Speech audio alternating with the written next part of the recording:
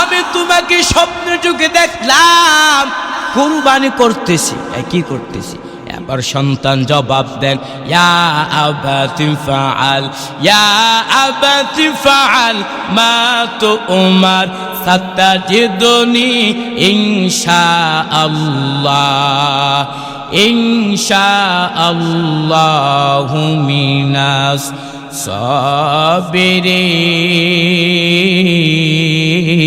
Saverin. Ismail নবী জবাব দেন, হেরে আমার আব্বাজান, আপনি যে বিষয়ে দৃষ্ট হয়েছেন ওই কাজটা আপনি পালন করেন। আমি সন্তান ইসমাইলকে আপনি ধৈর্যশীলদের অন্তর্ভুক্ত হবে। তবে আব্বাজান, এই কথাটা যদি আপনি মিনার বাজারে না বলে বাড়িতে বলতেন, আমার আম্মার কাছ থেকে আমি বিদেশ সালাম দিতাম রে বাবা। আমার আব্বা আমার জন্য তো কষ্ট করেছেন। আপনি যখন বাড়িতে যাবেন আমি ইসমাইলকে না পাই আমার আম্মা কান্না করবে। আমার আম্মা কান্না দেখে আপনি রাগ করবেন না রে বাবা। আমার জবাইকৃত জামাতা আমার আম্মাকে দিয়ে বলবেন, হাজেরা তোমার সন্তান আল্লাহ রাস্তায় শহীদ হয়ে গেছে। কাল কিয়ামতের ময়দানে তোমার সন্তানে ইসমাইলের সাথে সাক্ষাৎ হবে। আব্বাজান, আপনি আমাকে যেহেতু জবাই করবে, আপনার কাছে আমার কয়েকটা দাবি। এক নম্বরে, আপনি যখন গলার মধ্যে ছুরি চালানো শুরু করবেন, গলার মধ্যে ছুরি চালানোর পূর্বে আমার চক্ষুটা ভালো করে বেঁধে নিবেন। আপনার চক্ষুটা ভালো করে বেঁধে নিবেন। হেরে আমার আব্বাজান, হেরে আমার আব্বাজান, আপনি যখন আমার গলার মধ্যে ছুরি চালানো শুরু করবেন, আপনি যখন আপনার চক্ষুটা আমার চক্ষুর মধ্যে যখন নজর পড়ে যাবে, মায়ের কারণে আপনি জবাই করতে পারবেন না রে বাবা।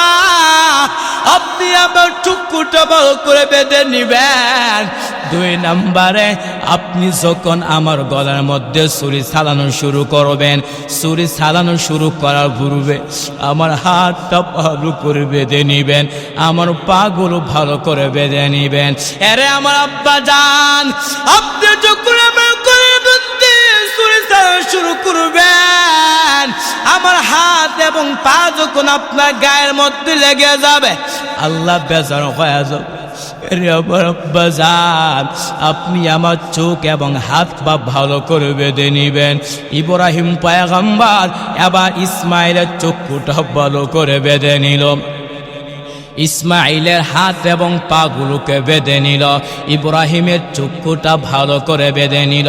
এক পর্যায়ে ইব্রাহিম নবী যখন ইসমাইলের গলার মধ্যে যখন ছুরি চালানো শুরু করবে, আল্লাহ ছুরিকে বললেন, ছুরি, আল্লাহ ছুরিকে বললেন, হেরে ছুরি, পুরা দুনিয়া দ্বিখণ্ডিত হয়ে যাবে, তবে আমার ইব্রাহিমের ইসমাইল একটা পশমের জন্য না কাটে। এবার ইব্রাহিম আলাইহিস সালাতু ওয়াস সালাম ছোট সন্তান ইসমাইলের গলার মধ্যে যখন ছুরি চালানো শুরু করতেছে, গলা তো কাটতেছে না। এক পর্যায়ে ইব্রাহিম আলাইহিস সালাতু ওয়াস সালাম ওই ছুরিটা একটা পাথরের মধ্যে আঘাত করলেন, পাথরটা একদম দ্বিখণ্ডিত হয়ে গেল। এবার ইব্রাহিম নবী তার সন্তানকে বলে, এরে আমার সন্তান ইসমাইল, আমার মালিক বুঝি নারাজ হয়ে গেছে ইসমাইল, আবার ছুরির নিচে পড়ে যা। এবার ইব্রাহিম আলাইহিস সালাতু ওয়াস সালাম ইসমাইলের গলার মধ্যে আবার যখন ছুরি চালানো শুরু করলেন, আসমানের ফেরেশতারা কান্নার রুরু পড়ে গেছে। আসমানের ফেরেশতারা বলতে লাগলো, আল্লাহ আপনার ইব্রাহিমকে থামান, ইব্রাহিমকে থামান। যদি বাবার ছুরি নিচে সন্তান পড়ে যা, ইতিহাসের মানচিত্রের মধ্যে একটা অন্যরকম হয়ে যাবে। আল্লাহ निगाह मुमिन से तो बदल जाती है तकदीर, निगाह मुमिन से तो बदल जाती है तकदीर, ए बंदा की कुव्वत नहीं कुदरत का इशारा, ये बंदा की कुव्वत नहीं कुदरत का इशारा। ऐ मर्द खरद तर्क मासी की जरूरत, ऐ मर्द खरद तर्क मासी की जरूरत, अब सहबत सालिह की चावा कोई नहीं चरा, अब सहबत सालिह की चावा कोई नहीं चारा। ला इलाहा इल्लल्लाह, ला इलाहा इल्लल्लाह, ला इलाहा इल्लल्लाह, ला इलाहा ইল্লাল্লাহু মুহাম্মাদুর রাসূল। তখন বাবা সন্তানদের মধ্য থেকে যে সন্তানের প্রতি বেশি মায়া, ওই সন্তানকে দিয়ে বেশি কাজ নেয়, হ্যাঁ। আর যার প্রতি বেশি মায়া না, তার বেশি কাজে লাগায় না। তা আল্লাহ মহব্বত করছে বিধায় আমাদেরকে দিনের কাজের মধ্যে অংশগ্রহণ করার সুযোগ দিয়েছেন। এজন্য এত একটা কুরবানি সামনে, যেহেতু আমাদের কুরবানি চলে আসতেছে, তো কুরবানির ক্ষেত্রে কিছু মূলনীতি আছে। কিছু কুরবানি আছে জানের কুরবানি, আবার কিছু কুরবানি আছে মালের কুরবানি। কিন্তু আমাদের সামনে যে ঈদুল আজহা যে কুরবানিটা আছে, সেটা হচ্ছে মনের কুরবানি। সেই মনের কুরবানির ক্ষেত্রে সবাই কোনো সাহস করতে পারে না, পারে? মনের কুরবানির ক্ষেত্রে সাহস করতে পারে না, মনের কুরবানি দিতে পারে না। মানুষে জান দিতে পারে, মাল দিতে পারে, কিন্তু মনের যে কুরবানি, ওই কুরবানি দিতে পারে না।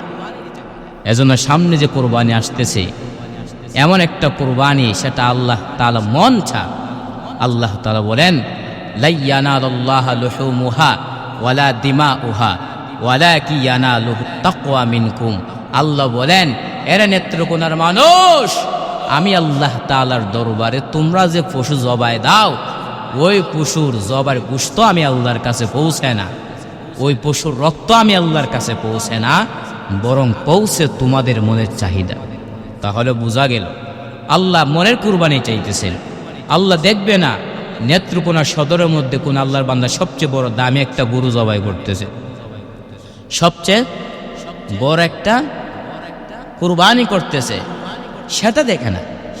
আল্লাহ তাআলা দেখে মনের কুরবানি, আল্লাহ মনের চাহিদা দেখে। তাহলে এই যে কুরবানি আসতেছে, সেই কুরবানির কোথায় থেকে আসতেছে? এই যে আমরা কুরবানির সময় যে গোশতটা খাই, সেই গোশতের খাওয়াটা বিধানটা কখন থেকে আসছে? কুরবানিটা চালু হয়েছে হযরত আদম নবী জমানায় থেকে। কিভাবে আসছে? আল্লাহ তাআলা যখন হযরত আদম আলাইহিস সালাতু ওয়াস সালামের স্ত্রী হযরত মা হাওয়া আলাইহিস সালাতু ওয়াস সালামের গর্ভে যখন আল্লাহ একটা সন্তান দিত, সন্তান ছেলে সন্তানের পাশাপাশি একটা মেয়ে সন্তান দিত, তো যার সাথে যে মেয়েটার জন্ম লাভ করবে তারা হচ্ছে সহোদর বোন, তাদের মাঝে বিবাহ বন্ধ হারাম। কিন্তু অপর পক্ষে তো আদম হযরত মা হাওয়া আলাইহিস সালাতু ওয়াস সালামের সাথে যে সন্তানটা দুনিয়ার মধ্যে আসতো, তার সাথে যে বোনটা জন্মগ্রহণ করতো, তারা হচ্ছে সহোদর বোন, তাদের সাথে বৈবাহিক সম্পর্ক হারাম।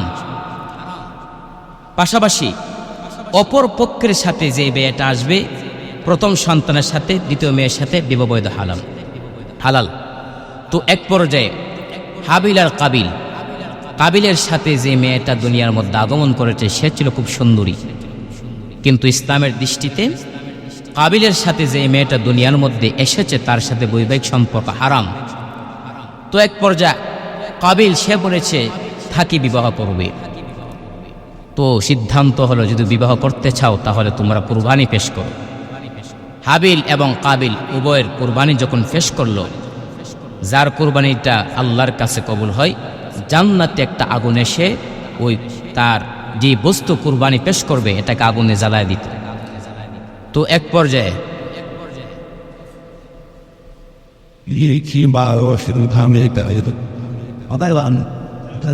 এটা কি হয়েছিল?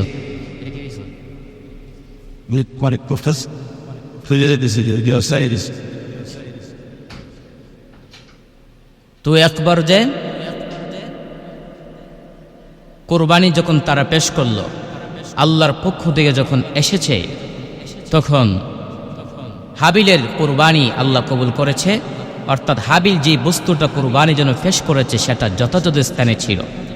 আর কাবিল তারটা আল্লাহ আসমান থেকে একটা আগুন এসে এটাকে জ্বালাই দিছে, কিন্তু কাবিলের যে কোরবানি সেটা কিন্তু রয়ে গেছিল, হয়নি। তাহলে বুঝতে পারলাম তখন থেকে কিন্তু কোরবানির গোশত খাওয়া যাইত না, কিন্তু বর্তমানে আমাদের গোশত খাওয়া যায়। তো ইব্রাহিম নবীর জমানা থেকে কোরবানি গোশত খাওয়ার বিধান শুরু হয়েছে। তো কিভাবে? সাহাবায়ে কেরাম আরজ করলেন, মা হাযিল আদা ইয়া রাসূলুল্লাহ, ক্বালা সুন্নাতু আবিকুম ইব্রাহিম, ক্বালু ফামা লানা ফিহা রাসূলুল্লাহ, ক্বালা বিকুল্লি শা'রাতিন হাসানা, ক্বালু ফাসসুফ, ক্বালা বিকুল্লি শা'রাতিন মিনাস সুফি হাসানা। সাহাবায়ে কেরাম আরজ করলেন, নবী এই যে কুরবানিটা সেটা কোথায় থেকে আসছে? তখন আল্লাহ নবী বলেন, সুন্নাতু আবিকুম ইব্রাহিম, এটা হচ্ছে তোমাদের জাতির পিতা হযরত ইব্রাহিম নবীর সুন্নাত। সাহাবায়ে কেরাম আরজ করলেন, নবী ফামা লানা ফিহা রাসূলুল্লাহ, এই যে আমরা কুরবানি দিই, কুরবানি দেওয়ার ক্ষেত্রে শ্রেষ্ঠত্ব কি? নবী বলেন, বিকুল্লি শা'রাতিন হাসানা, আল্লাহ তাআলা যে পশু আপনি কুরবানি দিবেন ওই পশুর প্রত্যেকটা চুলের বিনিময়ে আল্লাহ এক একটা নেকি দান করবেন। সাহাবায়ে কেরাম আরজ করলেন, নবী যে পশুর পশমের ক্ষেত্রে আল্লাহ প্রতিদান দিবে, তো ওই পশুর পশমের বিনিময়ে আল্লাহ কি দান করবে? তখন আল্লাহর নবী বলেন যে এই আপনার আওয়াজ আসে তো, এই দিক দিয়ে আপনার আওয়াজ শুনে এর দিক থেকে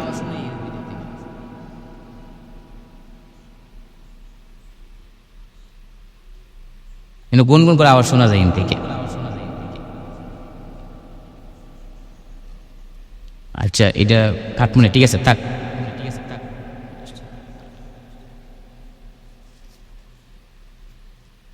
তো আল্লাহর নবী বলেন প্রত্যেকটা পশমে আল্লাহ এক একটা নেকি দান করে। তো এই জন্য কোরবানি দেওয়া ইব্রাহিম নবীর, হযরত ইব্রাহিম নবী আলাইহিস সালাতু ওয়াস সালাম জাতির পিতা, ওনার সুন্নাত। তো কোরবানি আসার ক্ষেত্রে, আমাদের পর্যন্ত আসার ক্ষেত্রে অনেক করুণ ইতিহাস। নেত্রকোনার মানুষ তো আপনারা তো অনেক সময় রিসার্চ করেন না, সময় নষ্ট করেন, তালাশ করবেন এই যে কোরবানিটা কিভাবে আসছে, কিভাবে এসছে, চিন্তা ফির করবেন। আল্লাহ ইব্রাহিম নবীকে কয়েকটা বড় বড় পরীক্ষা করছে। আল্লাহর পয়গম্বর হযরত ইব্রাহিম আলাইহিস সালাতু ওয়াস সালামকে আল্লাহ বিভিন্নভাবে কয়েকটা পরীক্ষা করেছেন। তন্মধ্যে এক নাম্বার পরীক্ষা, আল্লাহ ইব্রাহিম নবীকে নমরুদ যখন আগুনের মধ্যে যখন ফালায়া দিবে, আল্লাহ তাআলা জিবরাইল আমিনকে পাঠাইলেন, জিবরাইল যাও আমার নবীকে গিয়ে বলো সাহায্য লাগবে কিনা বলো। এবার ইব্রাহিম নবীকে জিবরাইল বলতেছেন, ও জিবরাইল আমিন, ও ইব্রাহিম, ও আল্লাহর পয়গম্বর, আপনার কোনো সাহায্য লাগবে কিনা?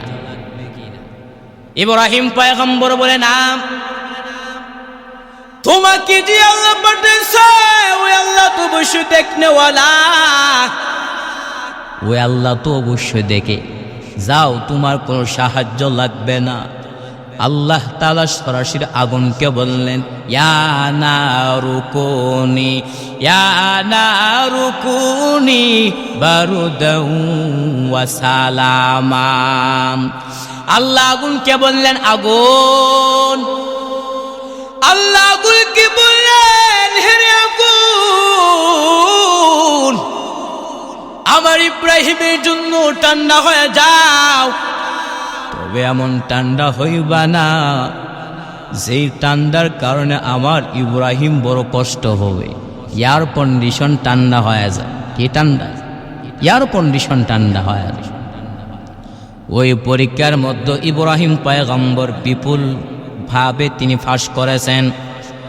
শুধু তাই না, হযরত ইব্রাহিম আলাইহিস সালাতু ওয়াস সালাম 120 বছর হওয়ার পরে বিবি হাজারা বয়স যখন 99 বছর হয়ে গেছেন, ইব্রাহিম নবী আল্লাহর কাছে আরজি পেশ করলেন, আল্লাহ রব্বি হাবলি মিনাস সালিহিন। ইব্রাহিম নবী আল্লাহর কাছে দোয়া করলেন, আল্লাহ আমাকে একটা নেককার সন্তান দাও। কি সন্তান চাইবা? এর নেত্রকোণার একটা মানুষ সন্তান যদি চাও, নেককার সন্তান চাইতে হবে। কি সন্তান? কিন্তু আমি আপনি সন্তান চাই, যে সন্তানটা এমন একটা সন্তান যেন ডাক্তার হতে পারে। ইব্রাহিম নবী মানুষদেরকে শিক্ষা দিতেছে, রে মানুষ, সন্তান যদি চাও নেককার সন্তান যাইবা। কি সন্তান? আরে নেত্রকোনা সদর এলাকার মানুষ, এরই আমার কয়জন টুকরা যুবক, সন্তান যদি চাও নেককার সন্তান চাইতে হবে। ইব্রাহিম নবী শিক্ষা দিতেছেন। ইব্রাহিম নবী সন্তান চাওয়ার পর আল্লাহ পরীক্ষা, আল্লাহ দোয়া কবুল করছেন। আল্লাহ ইব্রাহিম নবীকে আল্লাহ একটা সন্তান দিয়েছেন, যেই সন্তানের নাম হলো ইসমাইল। ইব্রাহিম নবী 120 বছর পাওয়ার পর একটা সন্তান পাইলে ওই সন্তানের প্রতি মায়া কম না বেশি? এই কথা বলেন। আরে আল্লাহ বান্দারা, এরে আমার কয়জন টুকরা যুবক, তোমাদের যে এলাকার মধ্যে যদি একটা সন্তান হয়, দীর্ঘদিন পরে সন্তান পাওয়ার পরে ওই সন্তানের প্রতি মায়া কম না বেশি? ইব্রাহিম পয়গম্বর সন্তানের মায়া কত মহব্বত। আল্লাহ বলে, ইব্রাহিম সন্তান পায়া ভুলে গেলে চলবে না। সন্তানের মায়া মহব্বত আমার মায়া মহব্বতের উপর গালেব হওয়া যাবে না।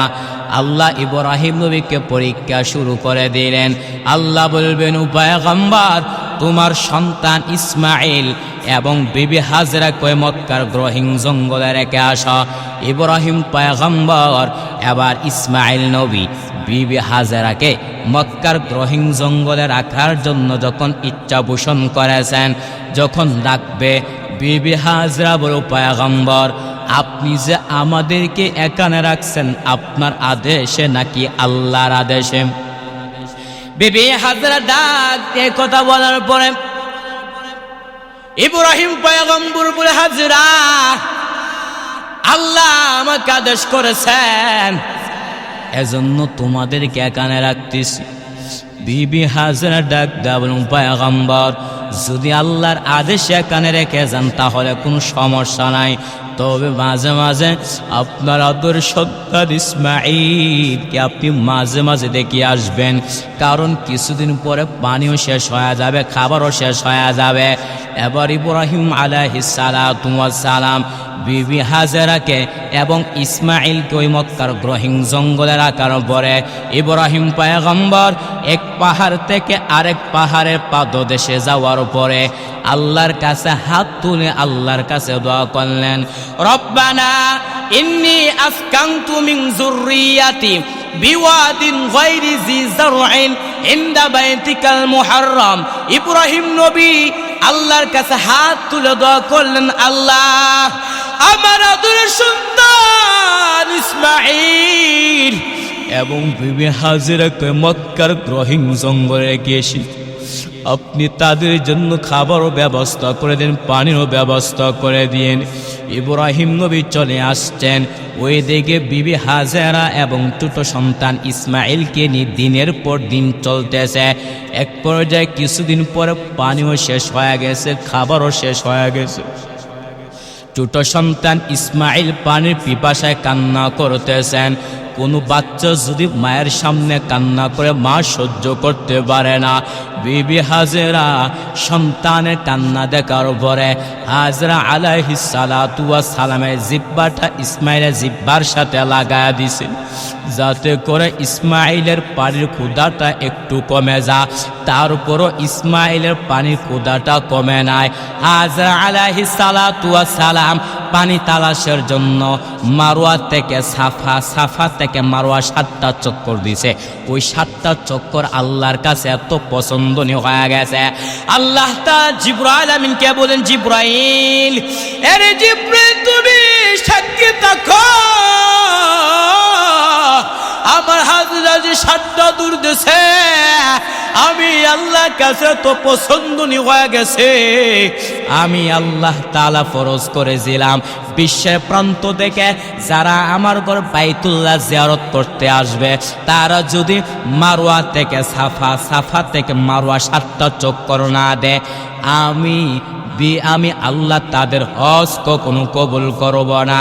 এরে নবীর উম্মতের দল, এই যে ইব্রাহিম আলাইহিস সালাতু ওয়াস সালাম এমন ভাবে এই যে তো সুন্দর করে হাজারা আলাইহিস সালাতু ওয়াস সালাম এই যে 7টা চক্কর দিয়েছেন আল্লাহর কাছে এত পছন্দনীয় হয়ে গেছে। এরে নবীর উম্মতের দল, এক পর্যায়ে দেখা গেল ইসমাইল নবীর পায়ের আগাতে পানির ফোয়ার শুরু হয়ে গেছে। অন্য বর্ণনার মধ্যে এসেছে হযরত জিবরাইল আলাইহিস সালাতু ওয়াস সালাম তার নূরের ডানা দিয়ে আঘাত করছেন, পানির ফোয়ার বের হয়ে গেছে। বিবি হাজরা পানি দেখার পর তার বাসায় বলতে লাগলো, জম জম জম, হে পানি থাম থাম থাম। এইভাবে পানি ফোয়ার হয়ে গেল। এরে আল্লাহ বান্দারা, এরে নেত্রকোনার মানুষ, এই যে জমজমের পানি কেমন দাম, সাহাবায়ে কেরাম আরজ করলেন, নবী এই যে জমজমের পানিটা তলদেশ কোথায়? রহমতের নবী বলেন, এই যে জমজমের পানির সম্পর্ক হইল ওই যে হাউজে কাউসারের সম্পৃক্ত। এরে আল্লাহর বান্দারা, যারা বাইতুল্লাহ জিয়ারত করতে যা তারা যদি জমজমের পানি 1 গ্লাস পান করে ক্ষুধা নিবারণ হয়ে যায়। এত বরকতপূর্ণ একটা পানি। হ্যাঁ, এই পানি যখন কোনো ব্যক্তি যখন পান করে ক্ষুধা নিবারণ হয়ে যায়, এত জমজমের পানি। এরে নবীর উম্মতের দল, এক পর্যায়ে সেখানে মানুষও হয়ে গেল, খাবারের অভাবও দূর হয়ে গেল। আর ওই দিকে ইব্রাহিম আলাইহিস সালাতু ওয়াস সালাম সন্তানের প্রতি মহব্বত বাড়তে আছে। ফেরেশতারা বলবেন, আল্লাহ আপনার ইব্রাহিম সন্তান পায় মনে হয় আপনাকে ভুলে গেছে। আল্লাহ বললেন, ফেরেশতারা আমার ইব্রাহিম সন্তান পায় কখনো বলতে পারে না। আমার ইব্রাহিম খলিলুল্লাহ, আমার বন্ধু। আল্লাহ তাআলা ফেরেশতাদেরকে বললেন, এরে ফেরেশতারা, আবার আমার ইব্রাহিমের উপর পরীক্ষা শুরু হয়ে গেল। এবার ইব্রাহিম নবীকে আল্লাহ স্বপ্ন যুগে দেখাইলেন, ও পয়গম্বর ইব্রাহিম, আপনার কাছে যে বস্তুটা আপনি কুরবানি করেন। ইব্রাহিম পয়গম্বর স্বপ্ন দেখার পরে পরের দিন 300 উট জবাই করছেন। কয় শত? 300 উট জবাই করছেন। আল্লাহ তাআলা হযরত ইব্রাহিমকে আবার দ্বিতীয়বার যখন স্বপ্ন যুগে দেখাইলেন, আল্লাহ বলে, ইব্রাহিম তোমার কাছে সবচেয়ে যে বস্তুটা আপনি কুরবানি করো। ইব্রাহিম পয়গম্বর আবার তিনি 300 উট জবাই করলেন। আবার তৃতীয়বার যখন স্বপ্ন যুগে দেখলেন, ইব্রাহিম নবীর আর বুঝার বাকি নাই, আমার কাছে সবচাইতে প্রিয় বস্তুটা হলো ইসমাইল। এবার ইব্রাহিম আলাইহিস সালাতু ওয়াস সালাম সন্তান ইসমাইলকে জবাই করার জন্য ওই যে মক্কার গ্রহিং জঙ্গলে রেখেছিল, এবার ইব্রাহিম মক্কার গ্রহিং জঙ্গলে রওনা হয়ে গেলেন।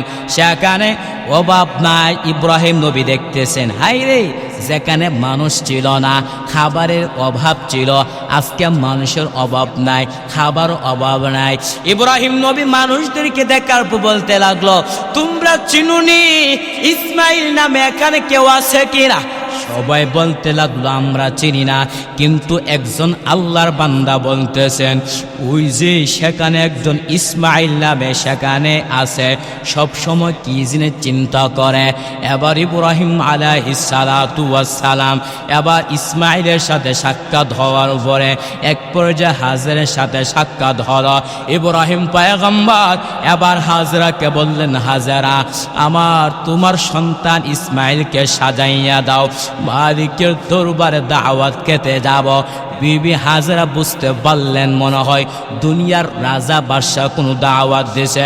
হাজরা আলাইহিস সালাম ইসমাইলকে সুন্দর করে গোসল করে সাজায়া বাবার হাতে তুলে দি, যাও বাবার সাথে দাওয়াত খেতে যাও। এবার ইব্রাহিম নবী ইসমাইলকে নিয়ে যখন ওই মিনার বাজারে রওনা হয়ে গেলেন, এবার হাজরাকে শয়তান হাজরাকে বলতে লাগলো, হাজরা তোমার সন্তানকে কোথায় পাঠাইছো? ইব্রাহিম তো ইসমাইলকে জবাই করে ফেলবে। হাজরা বলে, শয়তান দূর হ, কোন বাবা তার সন্তানকে কুকুর জবাই করতে পারে না। এবার ইব্রাহিম আলাইহিস সালাতু ওয়াস সালাম যখন নিয়ে যাইতেছে, শয়তান বলার পরে এবার শয়তান সত্য কথা প্রকাশ করে দিল, তোমার পয়গম্বর তোমার স্বামী হযরত ইব্রাহিম নবীকে আল্লাহ স্বপ্নে যুগে দেখাইছে, এজন্য কুরবানি করতেছে। হাজরা বলে, শয়তান মূর্খ হয়ে যা, আমার মালিক যদি বলে ইসমাইলকে জবাই করার জন্য, শুধু একজন ইসমাইল না, আল্লাহ যদি হাজার হাজার ইসমাইল দেয়, আমি ওই ইসমাইলকে জবাই করার জন্য রাজি আছি। এরে নবীর উম্মতে দল, এক পর্যায়ে ইব্রাহিম আলাইহিস সালাতু ওয়াস সালাম তার সন্তান ইসমাইলকে নিয়ে যখন মিনার বাজারে উপস্থিত হয়ে গেলেন, এবার ইব্রাহিম নবী চিন্তা করলেন, আল্লাহ যে আমাকে একটা সন্তান দিছে, ওই সন্তানের পরীক্ষা করা দরকার, সন্তানের হালত কেমন। এবার ইব্রাহিম নবী বলতেছেন, ফালাম্মা ইয়া বুনাইয়া ইন্নী আরা ফিল মানাম, ইব্রাহিম নবী বলতেছেন, হে আমার সন্তান, আমি তোমাকে স্বপ্নে যুগে দেখলাম কুরবানি করতেছি। কি করতেছি?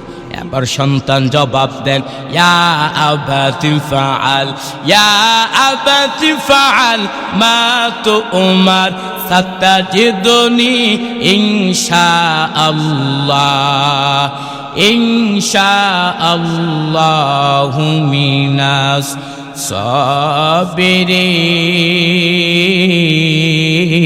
সাবিরিন। ইসমাইল নবী জবাব দেন, হেরে আমার আব্বা জান, আপনি যে বিষয়ে আকৃষ্ট হয়েছেন ওই কাজটা আপনি পালন করেন। আমি সন্তান ইসমাইলকে আপনি ধৈর্যশীলদের অন্তর্ভুক্ত পাবেন। তবে আব্বা জান, এই কথাটা যদি আপনি মিনার বাজারে না বলে বাড়িতে বলতেন, আমার আম্মার কাছ থেকে আমি বিদেশ সালাম দিতাম রে বাবা। আমার আব্বা আমার জন্য তো কষ্ট করেছেন, আপনি যখন বাড়িতে যাবেন আমি ইসমাইলকে না পাই আমার আম্মা কান্না করবে। আমার আম্মা কান্না দেখে আপনি রাগ করবেন না রে বাবা। আমার জবাইকৃত জামাতা আমার আম্মাকে দিয়ে বলবেন, হাজরা তোমার সন্তান আল্লাহ রাস্তায় শহীদ হয়ে গেছে, কাল কিয়ামতের ময়দানে তোমার সন্তান ইসমাইলের সাথে সাক্ষাৎ হবে। আব্বা জান, আপনি আমাকে যেহেতু জবাই করবে, আপনার কাছে আমার কয়েকটা দাবি।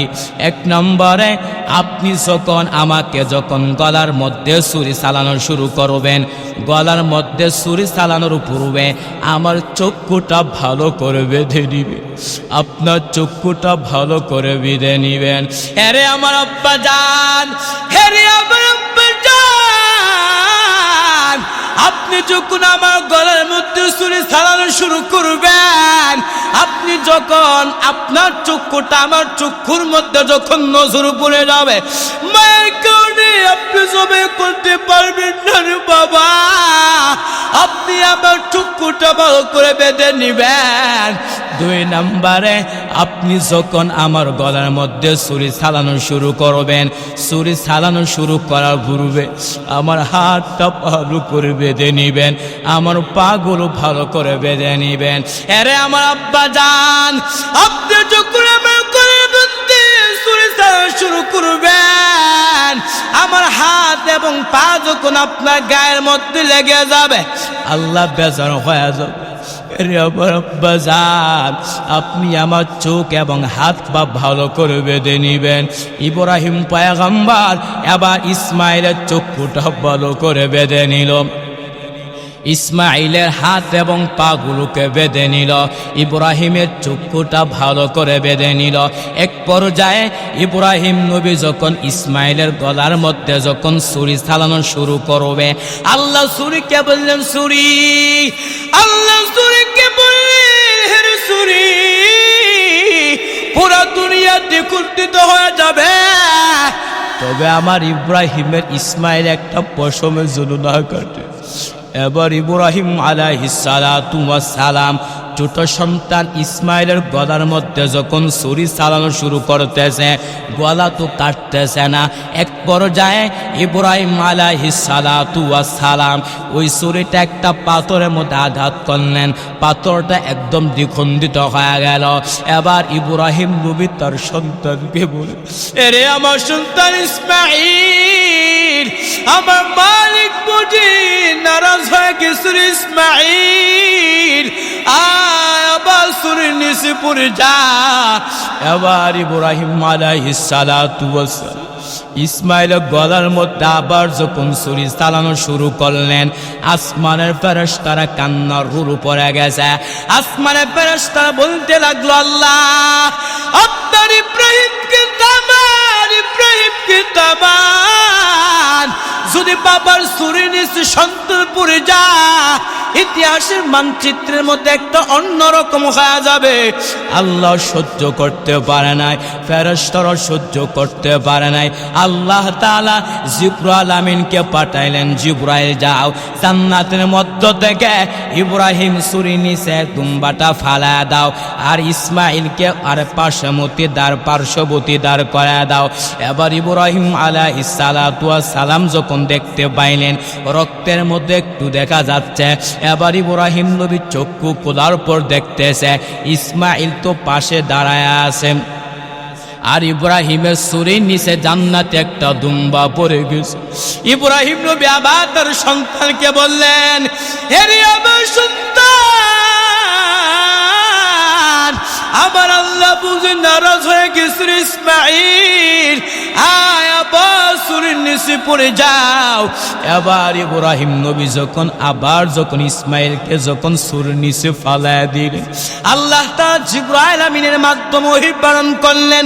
আল্লাহ তাআলা জিবরাইল আমিনকে বলেন, হে জিবরাইল আমিন, আমার নবীকে জানায়া দাও, ওয়ানাদাইনা ইয়া ইব্রাহিম قد صدقت الرؤيا إنا كذلك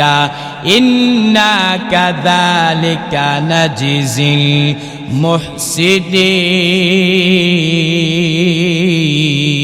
المحسنين। ইব্রাহিম নবী জিবরাইল আমিন আল্লাহর পয়গম্বর ইব্রাহিমকে নবীকে বললেন, ওগো পয়গম্বর ইব্রাহিম, আল্লাহ জি আপনার উপর স্বপ্ন দিয়েছেন, সেই স্বপ্নটা আপনি বাস্তবায়িত করেছেন। এর নবীর উম্মতের দল, আল্লাহ তাআলা তো ইব্রাহিমের সন্তান ইসমাইলের জবাই চাইছে নাকি? কথা বলেন। এরে আল্লাহ বান্দারা, এর নেত্রকোণের এক যুবক, আল্লাহ তাআলা তো ইসমাইলের জবাই চাই না, আল্লাহ তাআলা চাইছেন ইব্রাহিম নবীর অবস্থাটা। আল্লাহ বলেন, লা ইয়ানালাল্লাহু লুহুমুহা ওয়ালা দিমাউহা ওয়ালাকিন ইয়ানালুহুত তাকওয়া মিনকুম। আল্লাহ বলেন, যেই বান্দা কুরবানি করতেছে ওই কুরবানির রক্ত আমি আল্লাহর দরবারে পৌঁছে না, ওই কুরবানির পশুর গোশত আমি আল্লাহর কাছে পৌঁছে না, বরং আমি আল্লাহর কাছে বলছে যে ব্যক্তি কুরবানি দিতেছে ওই কুরবানির অবস্থা আমার কাছে পৌঁছে মনের কুরবানি নাকি মানুষকে দেখানোর জন্য। আরে আল্লাহর বান্দারা, এর নেত্রকোণের মানুষ কুরবানি যেহেতু সামনে আসতেছে, কুরবানি দিতে হবে মনের কুরবানি। কিসের কুরবানি? ইব্রাহিম নবীকে আল্লাহ কেমন পরীক্ষা করেছেন। এরে আল্লাহর বান্দারা, এই যে কুরবানি আসতেছে, ওই কুরবানি আমি আপনি দিতে পারলে কুরবানির সব কি? রহমতের নবী বলেন, সাহাবায়ে কেরাম নবীকে প্রশ্ন করলেন, নবী মা হাযিল আদহিয়া রাসূলুল্লাহ। সাহাবায়ে কেরাম নবীকে প্রশ্ন করলেন, ও রহমতের নবী আমার, এই যে কুরবানিটা কোথায় থেকে আসছে? রহমতের নবী বলেন, সুন্নাতু আবিকুম ইব্রাহিম, এটা হচ্ছে তোমাদের জাতির পিতা ইব্রাহিম নবীর সুন্নত। সাহাবায়ে কেরাম প্রশ্ন করলেন, নবী এই কুরবানি দিলে আমাদের কি লাভ? রহমতের নবী বলেন, এই কুরবানি দিতে পারলে আল্লাহ তাআলা প্রত্যেকটা চুলের বিনিময়ে আল্লাহ এক একটা নেকি দান করবে। সাহাবায়ে কেরাম প্রশ্ন করলেন, নবী এই যে জন্তুটা, ওই জন্তুর পশমের বিনিময়ে আল্লাহ কি দান করবে? রহমতের নবী বলেন, ফাসুফ বিকুল্লি শারাতিন মিনাস সুফি হাসানা। রহমতের নবী আমার বলবেন, হে সাহাবায়ে কেরাম, যে ব্যক্তি কুরবানি দিবে ওই কুরবানির পশুর পশমের বিনিময়ে আল্লাহ একটা নেকি দান করবে। এরে নবীর উম্মতেরা, কিন্তু যে ব্যক্তি সামর্থ্য থাকার পরও কুরবানি দিবে না, রহমতের নবী বলেন, মান কানা লাহু সাআতান ওয়া লাম ইউদাহি ফালা ইয়াকরাবান্না মুসাল্লানা। রহমতের নবী আমার বলেন, সাবধান উম্মত, যারা সামর্থ্য থাকার পরেও কুরবানি দিবে না, রহমতের নবী বলেন তারা যেন আমাদের সাথে ঈদগাহ মাঠে অংশগ্রহণ না করে। কত বড় ভয়ঙ্কর কথা! এরে নবীর উম্মতেরা, সামর্থ্য থাকার পর যে ব্যক্তি কুরবানি দিবে না, রহমতের নবী বলেন তারা যেন আমাদের সাথে নামাজ অংশগ্রহণ না করে। এরে আল্লাহ বান্দারা, এরে আমার কইদের টুকরা যুবক, কুরবানি দিতে হবে মনের কুরবানি। আল্লাহ চা আপনি মানুষকে দেখানোর জন্য কুরবানি দিতেছেন, আল্লাহ দেখে না, আল্লাহ তাআলা দেখে।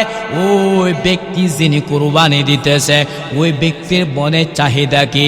এরে নবীর উম্মতেরা, এরে নেত্রকোনা এলাকার মানুষ, যদি আমি আপনি কুরবানি করতে পারি, কুরবানি যেহেতু একটা সুন্নত, যাদের উপর সামর্থ্য আছে ওয়াজিব, যদি আমি আপনি কুরবানি দিতে পারি, আল্লাহ খুশি হয়ে যা, আল্লাহ আমাকে আপনাকে জান্নাত দিবে। এরে নেত্রকোনা এলাকার মানুষ, এরে নেত্রকোনা এলাকার যুবক, কিন্তু আমি আপনি যদি জাহান্নামের মধ্যে যাই, ওই জাহান্নামটা কেমন ভয়ঙ্কর হবে! রহমতের নবী বলেন, একটা সূর্য 9,30,00,000 মাইল উপরে সূর্য, কিন্তু এখন সূর্য নাই। হাসরের ময়দান আল্লাহ সূর্যকে বলবে, সূর্য তোর যত তাপ আছে তুই জমিনের মধ্যে ছাড়িয়া দে। সূর্যের তাপে জমিনটা হয়ে যাবে তামা, গুনাহগারে মগজ বাতের মারের মতো ঠাস ঠাস করে ফেটে যাবে, পেটের নারী বুড়ি পায়খানা রাস্তা দেয়া বের হয়ে পড়ে যাবে। অপর দিকে জাহান্নাম কঠিন হুঙ্কার মারে। আল্লাহ ফেরেশতাদের কি বলবি, হ্যারি ফেরেশতারা, তোমরা জাহান্নামকে ভালোভাবে ধরো। 70,000 রহমতের ফেরেশতারা জাহান্নামকে ধরতে পারে না। জাহান্নাম বিকট আওয়াজ দেয়, জাহান্নামের আওয়াজে হাসরের ময়দান থর থর করে কেঁপে উঠবে। আমার আপনার নবী, মায়ের নবী সাজদায় পড়ে কাঁদবেন আর বলবেন, আল্লাহ আমার উম্মতকে জাহান্নাম থেকে বাঁচাও। আমার একটা উম্মত জাহান্নামে গেলে আমি মুহাম্মদ আপনার তুরি জান্নাতে যাব। আল্লাহ বলবেন, ও পয়গম্বর, ওয়ালা সাউফা ইউতিকা রাব্বুকা ফাতারদা। ও পয়গম্বর, আমি আল্লাহ আপনাকে বেজার করব না, আপনার একটা উম্মতর জাহান্নামে দেওয়া হবে না। আমার আল্লাহ তাআলা কুদরতি হাতের মাধ্যমে সামান্য একটু পানি দিয়া ফেরেশতাদেরকে বলবেন, এরে ফেরেশতারা, এরে নবীর উম্মতের দল, এই যে কুরবানি আসতেছে, ওই যে কুরবানি আল্লাহ মনের চাহিদা দেখে আল্লাহ তাআলা বলেন, লা ইয়ানালুল্লাহু লুহুমুহা ওয়ালা দিমাউহা ওয়ালাকিন ইয়ানালুহুত তাকওয়া। আল্লাহ তাআলা বলবেন, এর নেতৃত্বে মানুষ, এই যে তুমি কুরবানি দিতেছো, ওই কুরবানির ক্ষেত্রে আল্লাহ মনের চাহিদা দেখে, আরে আল্লাহর বান্দারা, এই যে আমি আপনি যদি কুরবানি করতে পারি, যদি আল্লাহ তাআলার কাছে কুরবানি হয়ে যা, আল্লাহ আমাকে আপনাকে জান্নাত দিবে। আরে আল্লাহ বান্দারা, আরে আমার কইদের যুবক, ওই যে জান্নাতটা কেমন সুন্দর। রহমতের নবী বলেন, আমার আল্লাহ তাআলা হাদিসে কুদসিতে বলেন, আ'দাতু লিইবাদিয়াস সালিহিন, সালেহ বান্দাদের জন্য আমি আল্লাহ তো সুন্দর জান্নাতটা রেডি করে রেখেছি। বলে, মালা আইনুন রাআত, পৃথিবী কোনো চোখ ওই জান্নাতটা দেখে নাই, ওয়ালা উযুনুন সামিআত, পৃথিবী কোনো কর্ণ শ্রবণ করে নাই, ওয়ালা খাতারা আলা কলবি বাশার, পৃথিবীর কোনো অন্তর উপলব্ধি করতে পারে নাই ওই জান্নাতটা কেমন সুন্দর। এরে আল্লাহর বান্দারা, ওই জান্নাতের মধ্যে যাইতে হলে নবীর কথা মানতে হবে, কুরবানি দিতে হবে। কথা বলেন, হ্যাঁ, কুরবানি দিতে হবে। এই যে কুরবানিটা আসতেছে, আল্লাহ তাআলা মানুষের বড় বড় কুরবানি পশু দেখে না, আল্লাহ দেখে মনের চাহিদাটাই। কথা বুঝতেছেন? এরে আল্লাহ বান্দারা, এর নেত্রকোনার একটা যুবক, আল্লাহ মানুষের অন্তর দেখে। এই যে কুরবানি আসতেছে, মাল ব্যয় করতে পারে, জান দিতে পারে, কিন্তু মনের কুরবানি দেওয়া বড় দুষ্কর বিষয়। এজন্যই আমার কুরবানি, আমার নামাজ, আমার সব একমাত্র আল্লাহর জন্য হতে হবে। আল্লাহ বলেন, কুল ইন্না সলাতি ওয়া নুসুকি ওয়া মাহইয়ায়া ওয়া মামাতি লিল্লাহি রাব্বিল আলামিন। আল্লাহ বলেন, আমি আল্লাহ বলেন, নবী আপনি জানায় দেন, কুল, হে নবী আপনি বলেন, ইন্না সলাতি, নিশ্চয় আমার নামাজ, ওয়া নুসুকি, আমার কুরবানি দেওয়া, ওয়া মাহইয়ায়া, আমার জীবিত থাকা, ওয়া মামাতি, এবং আমার মৃত্যুবরণ করা একমাত্র কার জন্য? কথা বলেন, আল্লাহর জন্য হতে হবে। যাই হোক, এত সুন্দর একটা মাহফিলের মধ্যে এসেছেন, কুরবানির আগে আগে এই যে আবহাওয়ার মধ্যে যে আল্লাহ এত সুন্দর প্রোগ্রাম ব্যবস্থা করে দিয়েছেন, আল্লাহর পক্ষ দিয়ে রহমত। ঠিক নেই? কারণ আমি তো এই সিজনের মধ্যে নেত্রকোনার মধ্যে আটপাড়া বলেন, তারপর আপনার নেত্রকোনা তেগুড়িয়া বারহাট্টা বলেন, পাশাপাশি বলেন নেত্রকোনা মোহনগঞ্জ বলেন, এই সমস্ত এলাকার মধ্যে শীতে প্রোগ্রাম করেছি। আলহামদুলিল্লাহ, নেত্রকোনা মানুষ অনেক ভালো মানুষ। সুতরাং এই যে কুরবানি নিয়ে আমরা যে কথা বলেছি, কুরবানি দিতে হবে। কুরবানিটা যদিও আদম নবী থেকে চলে আসছে, কিন্তু খাওয়ার বিধানটা কিন্তু হযরত ইব্রাহিম নবীর জমানা থেকে আসছে। বুঝতে পারছেন? সুতরাং কুরবানি দিতে হবে। আল্লাহ তাআলা যেন আমাকে আপনাকে কুরবানি দিয়ে যেন আল্লাহর দিদার হাসিল করতে পারি, নবীর দিদার হাসিল করতে পারি। আল্লাহ পাক সবাইকে তৌফিক দান করুক। ওয়া আখিরু দাওয়ানা আলহামদুলিল্লাহি রাব্বিল আলামিন। কিছুক্ষণ পরে দোয়া হবে ইনশাআল্লাহ। দোয়া করে আমরা মাহফিল থেকে ইনশাআল্লাহ চলে যাব।